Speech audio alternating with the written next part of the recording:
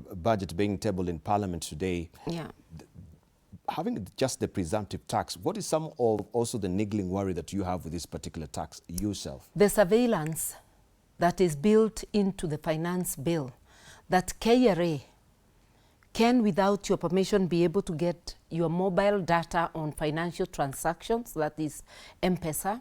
They can be able to get your bank accounts from the bank, and they can levy, depending on your transactions, they can levy the amount they think you should have paid, and you're supposed to pay them upfront and go to court later. So we are allowing them to become the prosecutor, the judge and the executioner at the same time. Imagine if you have already paid or they have already frozen your accounts in the bank or taken the money that was on the mobile or frozen it.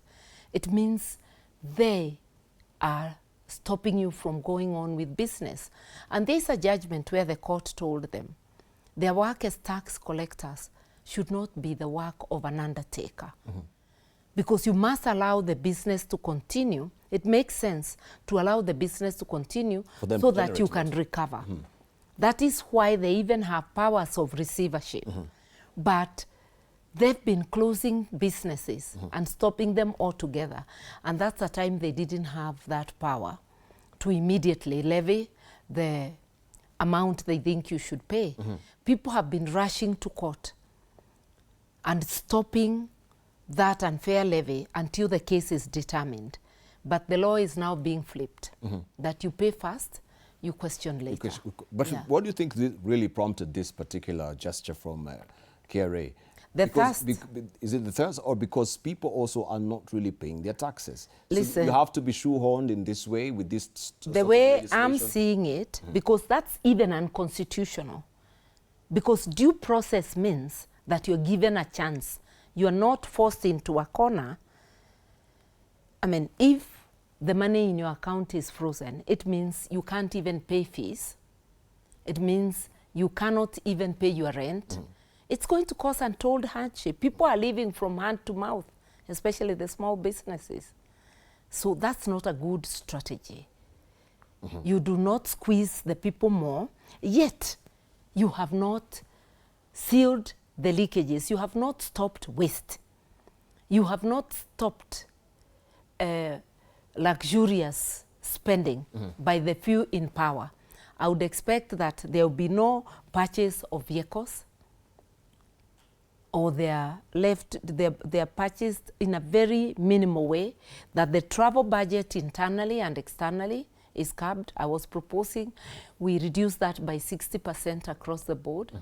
You make areas that you can reduce, and apart from reducing travel with 60% across the board, you also examine, there are some items you are able to remove completely altogether, because these are areas where you get budgeted corruption.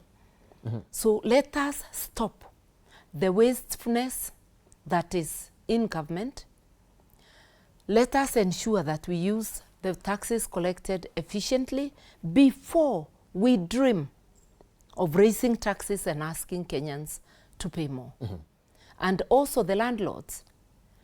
The landlords are paying an enhanced tax, which means the cost will be passed to the tenant. I believe it's 7.5. But for the longest time, that also the landlords have not been really paying this particular, widening. Tax.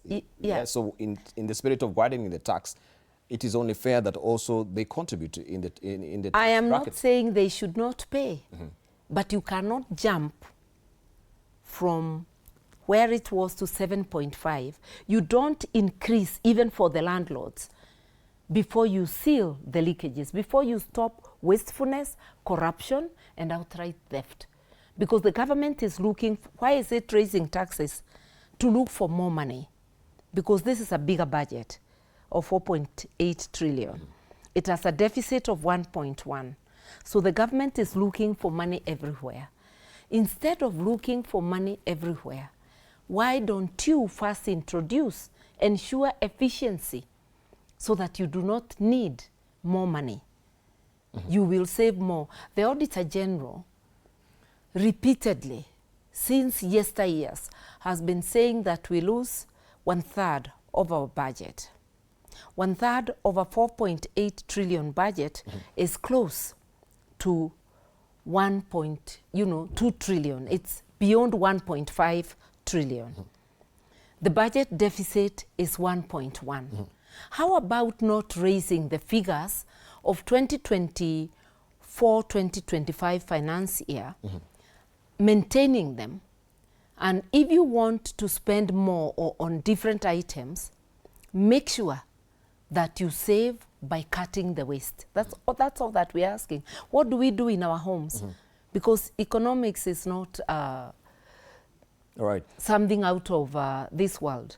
What you do when you have less money and many needs, you pay it down. You first see what are your priorities.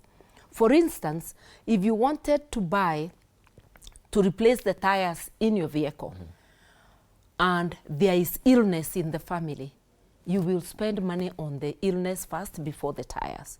You can postpone. You can even ground the car. If there is a child sent home for fees or threatening to be sent home, you will not go to buy paint for the house. The paint can wait. So you look for what are our priorities. Indeed. And according to the Constitution and our laws, our priorities are the critical needs of Kenyans, what we call basic needs. It's issue of education, it's issue of health, it's issue of housing and social support. Housing, not affordable housing. Social support, so that the unhoused can be able to house themselves, so that those without income don't sleep hungry. And when we talk of health, I would scrap SHA, I would restore the contributions under NHIF, yes, which were for the informal sector and unemployed, it was a standard 500. For the employed, it was figures that never went beyond 1,700. With SHA, depending on your salary, the figures can go even up to 10,000 or more, because it's a percentage. Now, why are we paying more when we are getting less? NHIF was paying for people in every nook and cranny of Kenya, in the villages, in little places. SHA is not paying for many, you see?